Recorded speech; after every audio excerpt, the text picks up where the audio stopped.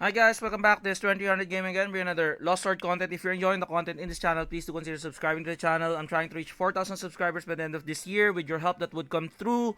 And I'd really thank you in advance. We're almost at 230 more subscribers to go so that we can go over that hump and reach that 4,000 goal before the year ends. Okay, so in this video I'm just gonna be pointing out points to consider, just the same as once I made a video with regards to points to consider if you want to consider that card. Okay, so I'm currently right now looking at Claire is a really good character in a way if you want to cheese some character or some stages that you like. For example, your team dies very quickly.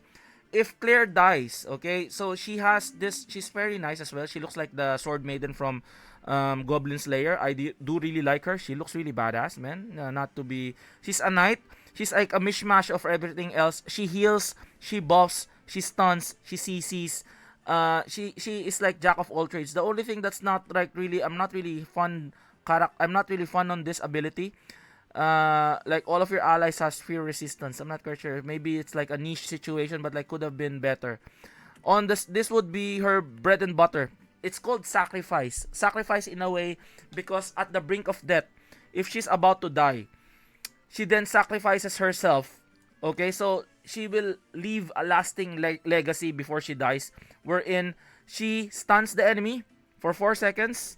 She also, at the brink of death, all allies excluding the caster recovers HP by 100. Okay? And also, your allies gains attack 24%. Okay? And then, it's written here, the cooldown is 40 seconds. I'm not quite sure if you can use it again. But, if you want to, like, I'm gonna show you what to circumvent this. But if she's about to die, okay? If she's about to die, cooldown is 40 seconds. So, if you have this one, she will not be able to cast this because she's gonna be dying anyways. So she's not gonna be able to cast her ult. This ult is also good. Inflict damage to 820% of the attack. Stun as well 4 seconds. So, and then she will heal the team. So she's like a safety switch. She dies but your team survives. The thing is, you can circumvent this by Ethan card. This is kind of crazy, kind of wild. The Ethan card, because again, the paranoia of the Lost Sword, she doesn't die. Okay? At the brink of death. So it carries over. Do you get me there? Because at the other side, at the brink of death, before she dies, she activates all of her passives. Okay, but if you have an Ethan card at the brink of death, you become immune to damage. So, but still, the activation of the brink of death condition still is persisting with regards to you've already achieved that she is about on the brink of death. You just mitigate the fact that she's gonna die because of the sacrifice because she's using the Ethan card. And then with this, most likely your team would heal her because if you have a healer, she will be healed, and then over time she will be coming back. Okay, coming back to hit again, and then she will be able most likely to cast her ult, which is 4 seconds, and then maybe hopefully by 40-second timing, there's nothing written here that only use once. After 40 seconds, because the cooldown is 40 seconds, she will be able to cast again the passive. So she's like coming back and forth, coming back and forth. So you might consider this one. If you're playing something like stages that you want to survive, you're always dying, try to consider Claire first, put in Ethan card, and I was trying to, like, because again, she needs to die first, okay? She needs to die first. And in order for that condition to be met, I'm trying to put a lifelong contract on Galahad so that she survives. So this is kind of cool in a way. The lifelong contract, I know it's a magic attack. I don't care about this. I'm looking at the HP just to increase because like Galahad doesn't really inflict a lot of damage. We know for a fact. Okay, we know for a fact she doesn't really inflict a lot of, like, she's very slow on attacking. She's more focused on uh, um survivability. Okay, for survivability and a buffer in a way. So I'm putting the increased HP and then lifelong contract. The pledge is distributes 25% of the damage received to one of the allies, excluding yourself, with the highest current HP. So, so she has the highest HP, right? But if she has this, so the card looks for another one who has the highest HP. And in my team, if you can look, it's 2-4, 2-8, 1-6, 1-9, and she is 2-7. She's the next. So all of the damage, 25%, falls on her so that you'll be able to activate her ult quicker. I'm just putting out that you can consider this in a way. If you try, if you're like, you're very, like for example, you don't know what to do anymore. try this combination. It might work. Also, you don't really need to get the lifelong contract because like if you're getting pummeled very fast, so Claire will die that quick. Okay, so you don't really need to get a lifelong contract. You just use the Ethan card. Ethan card on Claire. But preferably if you if you have a lifelong contract and if you're facing very tanky characters and you want Claire to die first, maybe you can use that. Okay, just point to consider in. I still can clear this at the moment. I'm still trying to find a way of trying to clear this.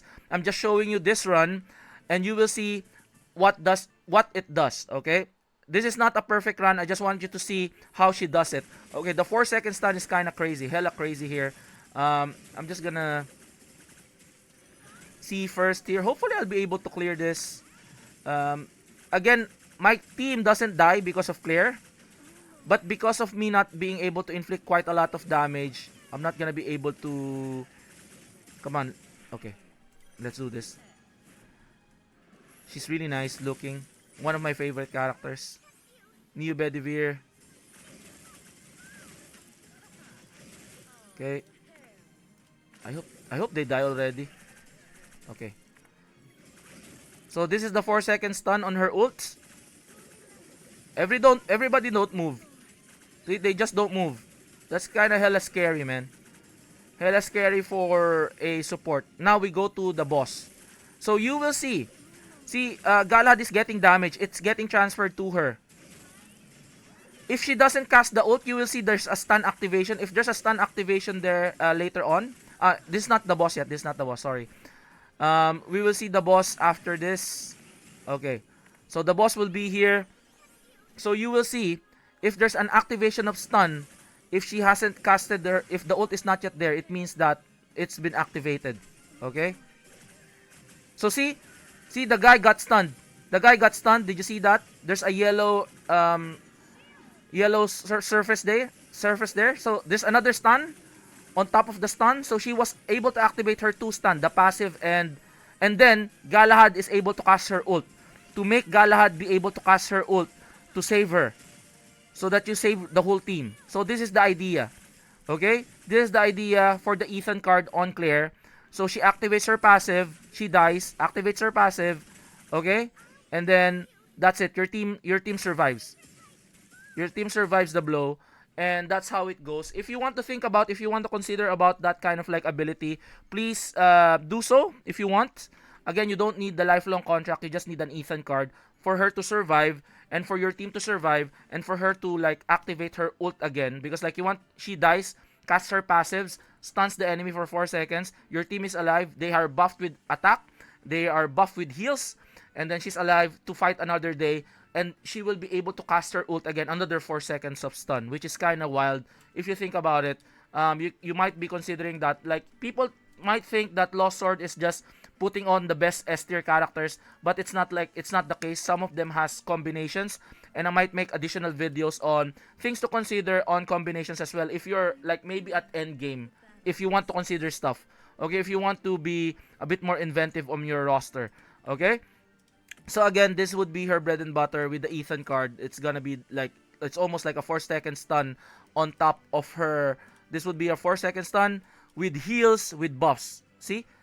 Attack 24% excluding the caster, HP 100% excluding the caster. So because they want her to really die, unfortunately. It's quite sad. She's really a nice character to have. That's why we're putting an Ethan card in here. So that she'll be able to cast another of this one with heals and another stun. So hopefully you guys like this video. Like and subscribe again. This is 2300 Gaming, and I'll see you guys on the next one. Peace out. Bye bye.